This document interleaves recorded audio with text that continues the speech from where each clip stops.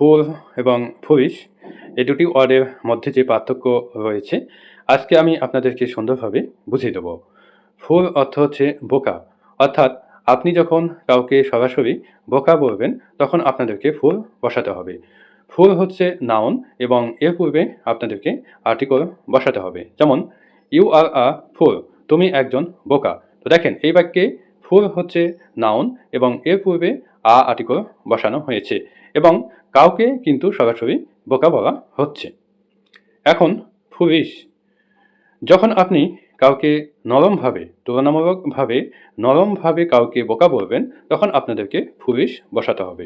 Foolish কিন্তু adjective, এর পূর্বে কোনো আর্টিকেল বসাতে হবে না। যেমন ইউ আর ফুলিশ, তুমি বোকা স্বভাবের। তো দেখেন এখানে কিন্তু সরাসরি বোকা বলা হচ্ছে না, এখানে বলা হচ্ছে তুমি বোকা স্বভাবের, অর্থাৎ তোমার মধ্যে বোকামি আছে। সরাসরি কিন্তু এখানে বলা হয় নাই এবং ফুলিশের পূর্বে কিন্তু কোনো আর্টিকেল বসে নাই এবং এটি হচ্ছে অ্যাডজেক্টিভ। Thank you.